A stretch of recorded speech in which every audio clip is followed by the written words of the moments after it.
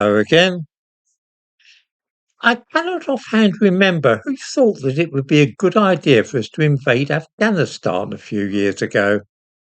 We had endless trouble with the country during Queen Victoria's reign when we were there, and I seem to remember that fooling around in Afghanistan was always more trouble than it was worth in the long run.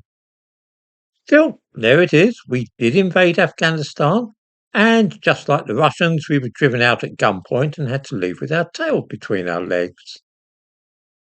This was bad enough, but there was worse.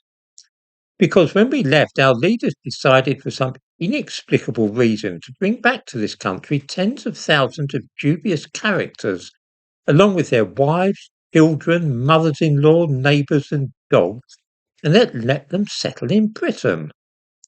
Since all these people have grown up in a country which has been at war since 1979, and they're used to living in a barbaric environment full of rape and murder, it was always likely that at least some of those people would decide to carry on their tradition of rape and murder in whichever country they were taken to live.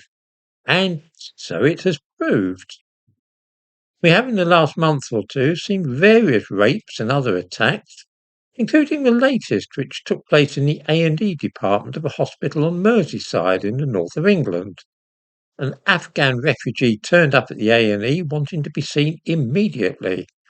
When it was explained to him that he would have to wait for hours like everybody else, he became agitated and rude and was therefore asked to leave.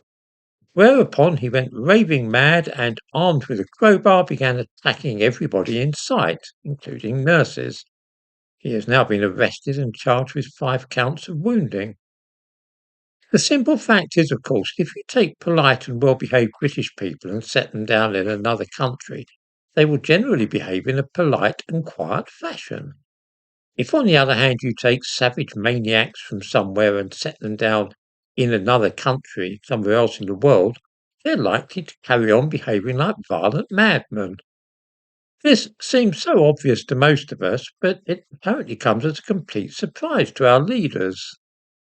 This is odd and almost causes one to think that they are doing this on purpose to wind us up and get us to become angry and rebellious. Why our own country would try and do such a thing, I really could not say.